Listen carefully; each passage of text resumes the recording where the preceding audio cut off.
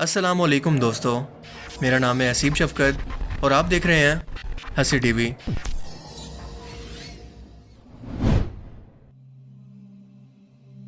انسان کی موت کے بعد اس کے ساتھ کیا ہوتا ہے؟ اس کی روح آخر کہاں چلی جاتی ہے؟ یہ ایک ایسا سوال ہے جس کا جواب آج تک کسی مردے نے دنیا میں آ کر کسی انسان کو نہیں دیا، مگر انسان ہمیشہ اس کا جواب جاننے کے لیے بے قرار رہتا ہے، جس کا جواب اسلامی روایات کے اندر کچھ اس طرح سے موجود ہے کہ مرنے کے بعد انسان کی روح اس دنیا کو اور اپنے مادی جسم کو ہمیشہ کے لیے چھوڑ کر ایک ایسے مقام کی طرف سفر کرتی ہے جسے عالم برزخ کہتے ہیں۔ لفظ برزخ کا مطلب ہے پردہ، یعنی دنیا اور آخرت دونوں سے پردے کی یا ان سے الگ اور چھپی ہوئی ایک الگ نئی دنیا۔ اس برزخ کے مقام پر دو مقام ہیں، ایک کو کہتے ہیں علین، جہاں پر نیک اور پاک روحوں کو رکھا جاتا ہے اور ایک رجسٹر کے اندر ان کا ریکارڈ ہوتا ہے، اور دوسری جگہ کا نام ہے سجین، جہاں پر بدکار اور کافر روحیں رکھی جاتی ہیں اور ایک رجسٹر کے اندر ان کا بھی ریکارڈ ہوتا ہے۔ قیامت تک یہ سب روحیں یہاں پر رہیں گی اور پھر قیامت کے دن حساب و کتاب کے بعد ہمیشہ کے لیے اپنے مقام یعنی جنت اور جہنم کے اندر اپنے اعمال کے حساب سے داخل ہوں گی۔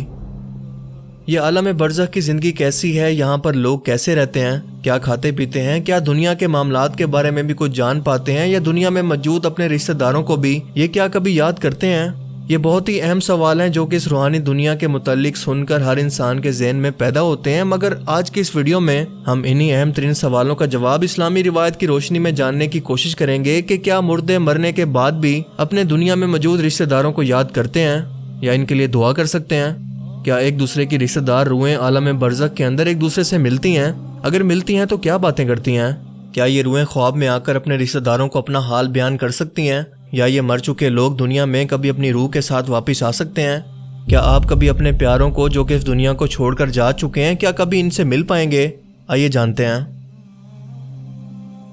دنیا میں موت کے بعد انسان کی روح کو قبر میں واپس حساب کتاب یعنی منکر نکیر فرشتوں کے سوالوں کے لیے واپس بھیجا جاتا ہے، جس کے بعد اس کے اعمال کے مطابق یا تو جنتی نورانی دو فرشتے اسے لے کر آسمان میں عالم برزخ کی طرف جاتے ہیں، یا پھر غسیلی اور آگ جیسی ڈراؤنی شکل کے دو فرشتے اسے لے کر علین کی طرف بڑھتے ہیں، جیسا کہ اس شخص کے اعمال تھے۔ برزخ میں کیونکہ سجین بری اور بدکار روحوں کا ٹھکانہ ہے، اسی لیے وہاں پر پہنچتے ساتھ ہی قیامت کے حساب کتاب سے پہلے ان بدکار روحوں پر عذاب شروع ہو جاتا ہے۔ انہیں آگ کے بستر پر لٹایا جاتا ہے، قید کیا جاتا ہے، اور جلانے کے علاوہ بہت سارے دردناک عذاب یہاں پر شروع ہو جاتے ہیں۔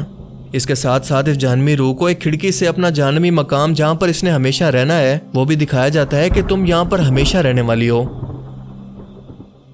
جبکہ علین میں موجود نیک روحوں پر کوئی پابندی نہیں ہوتی، وہ بالکل ایک باغ کی طرح خوبصورت جنت جیسی جگہ پر ایک دوسرے کے ساتھ موجود ہوتی ہیں، ایک دوسرے سے ملتی ہیں۔ اگر ان کا کوئی رشتہ دار دنیا کے اندر مر کر علین کے اندر نہیں پہنچتا تو یہ ایک دوسرے کو پہچان کر آپس میں خوش ہو کر ملتی ہیں، مگر شرط یہ ہے کہ ایک دوسرے کی رشتہ دار روحیں مر کر علین میں ہی پہنچی ہوں، نہ کہ سجین میں۔ یہ نیک روحیں ایک دوسرے کو پہچان کر آپس میں خوش ہو کر ملتی ہیں، باتیں کرتی ہیں اور دنیا کے واقعات کو یاد کرتی ہیں جو وقت انہوں نے دنیا میں گزارا، اور ابھی آنے والی روح سے اپنے رشتہ داروں کی خبر بھی لیتی ہیں کہ میرا فلاں رشتہ دار، میرا بیٹا، میری ماں، میرا باپ، میری بہن، میری بیٹی یا دنیا کے اندر موجود میرا کوئی بھی رشتہ دار کس حال میں ہے، کیا وہ زندہ ہے؟ اگر یہ ابھی آنے والی روح یہ کہے کہ تمہارا باپ، بیٹا، بہن یا بیٹی تو کئی سالوں سے مر چکی ہے، مگر یہ لوگ یہاں پر علین کے اندر نہیں پہنچے، تو یہ نیک روح سمجھ جاتی ہے کہ یقیناً ان کو سجین کے اندر بھیجا گیا ہوگا۔ یعنی اگر آپ کے ماں باپ یا کوئی بھی اور قریبی رشتہ دار فوت ہو چکا ہے تو آپ کے دنیا کے اعمال آپ کے اس رشتہ دار کو بتائے جاتے ہیں، مگر اس وقت تک کہ جب تک اس بتانے والے شخص کو خود دنیا میں موت آ گئی،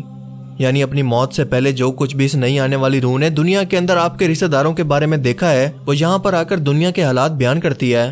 اس سے ایک بات اور بھی واضح ہو جاتی ہے کہ نہ تو روحوں کو غیب کا علم ہوتا ہے اور نہ ہی دنیا داری کے معاملات کا کہ وہاں کیا چل رہا ہے، الا ماشاء اللہ، کیونکہ مرنے کے بعد ہمیشہ کے لیے ان کا تعلق اب دنیا سے ختم ہو چکا ہے، جو کہ اللہ تعالیٰ کا قانون ہے۔ موت کے بعد کا یہ تمام سفر اور اپنے رشتہ داروں سے ملنے کا یہ تمام احوال سنن نسائی حدیث شریف 1834 کے اندر بیان ہے۔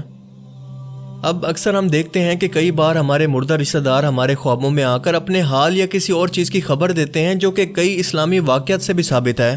خود آپ صلی اللہ علیہ وآلہ وسلم نے بھی اپنی وفات کے بعد حضرت حسین علیہ السلام کے قتل کی خبر دی، جو کہ مسند احمد کے اندر کچھ اس طرح سے بیان ہے کہ عبداللہ بن عباس کہتے ہیں کہ میں نے ایک دن دوپہر کو نبی پاک صلی اللہ علیہ وآلہ وسلم کو خواب میں دیکھا، آپ کے بال بکھرے ہوئے اور گرد آلود تھے اور آپ کے ہاتھ کے اندر ایک خون کی بوتل تھی۔ میں نے پوچھا میرے ماں باپ آپ صلی اللہ علیہ وآلہ وسلم پر قربان یہ کیا ہے؟ آپ نے فرمایا یہ حسین اور اس کے ساتھیوں کا خون ہے، میں اسے صبح سے اکٹھا کر رہا ہوں۔ اس کے علاوہ کئی واقعات کے اندر کسی کے مردہ رشتہ دار خواب میں آ کر کوئی خبر دیتے ہیں جو کہ واقعی بعد میں سچ ثابت ہوتی ہے۔ تو کیا اس کا مطلب یہ ہے کہ عالم برزخ کے اندر روحوں کو یہ اختیار ہوتا ہے کہ دنیا کے اندر کسی کو بھی اپنے حال کی خبر دے سکیں یا کوئی خبر دے کر ان کی مدد کر سکیں؟ نہیں، ایسا بالکل نہیں ہے، بلکہ سچ تو یہ ہے کہ یہ ٹینشن کی حالتیں ہو سکتی ہیں، کیونکہ ایک تو یہ کہ اکثر لوگ صدمے کی وجہ سے کسی اپنے پیارے کی موت کو دل سے نہیں بھول پا رہے ہوتے، تبھی ان کے دماغ میں ان کی یاد ہر وقت رہنے کی وجہ سے انہیں خواب کے اندر دیکھتے ہیں جنہیں دماغ خود سے بناتا ہے، اور یہ آپ کا صرف دماغی تصور ہوا کرتے ہیں، نہ کہ حقیقت۔ دوسری حالت میں شیطان آپ کے رشتہ داروں کی شکل میں آ کر آپ کو گمراہ کرنے کی کوشش کر سکتا ہے، کیونکہ اللہ نے اسے یہ اختیار دیا ہے کہ وہ نبی پاک صلی اللہ علیہ وآلہ وسلم کے چہرہ مبارک کو چھوڑ کر دنیا کے کسی بھی انسان کی شکل میں آپ کے خواب کے اندر آ سکتا ہے۔ اور تیسری صورت وہ ہوتی ہے جب اللہ اپنی مرضی سے آپ کو کوئی خبر دینا چاہے۔ یہ اس روحوں کے بس میں بھی نہیں ہوتا، بس وہ اتنا ہی بتا سکتی ہیں جتنا انہیں اختیار دیا گیا، نہ اس سے کم نہ زیادہ۔ نیک روحیں ایک دوسرے کے رشتہ داروں کا علین کے اندر انتظار کرتی ہیں، بالکل ایسے ہی جیسے ایک مسافر اپنے گھر والوں سے دور ان کے ملنے کا انتظار کرتا ہے۔ آپ کے رشتہ دار دنیا کے اندر آپ کے حالات کے بارے میں آنے والی روحوں سے سوال کرتے ہیں، جس سے یہ ثابت ہوتا ہے کہ آپ کے مرنے والے رشتہ داروں کی روحیں آپ کو یاد رکھتی ہیں۔ ان روحوں کو دنیا کی سبھی باتیں اور سبھی رشتہ دار یاد ہوتے ہیں، تبھی تو وہ اس بارے میں سوال کرتی ہیں۔ یہاں پر نیک لوگوں کے علاوہ انبیاء، ولی اللہ اور شہیدوں کی روحیں بھی ایک دوسرے سے مل کر باتیں کرتی ہیں۔ حضرت عائشہ رضی اللہ تعالیٰ عنہ سے روایت ہے کہ نبی پاک صلی اللہ علیہ وآلہ وسلم کے وصال کے وقت آپ نے سورہ النساء آیت 69 کی تلاوت فرمائی، جس کا ترجمہ یہ ہے کہ جو لوگ خدا اور اس کے رسول کی اطاعت کرتے ہیں وہ قیامت کے دن ان لوگوں کے ساتھ ہوں گے جن پر اللہ نے بڑا فضل کیا، یعنی انبیاء، صدیق، شہید اور نیک لوگ، اور ان لوگوں کی رفاقت بہت ہی خوب ہے۔ آپ سوچ سکتے ہیں کہ دنیا کے اندر رہتے ہوئے آپ صلی اللہ علیہ وآلہ وسلم اپنی والدہ سے، اپنے والد سے، اپنی بیوی ختیجہ سے اور اپنے چچا حضرت حمزہ سے ملنے کے لیے کس قدر بے چین ہوں گے۔ آپ کے جان نثار صحابہ بھی موت کے بعد آپ صلی اللہ علیہ وآلہ وسلم سے ملنے کے لیے کتنا بے چین ہوں گے۔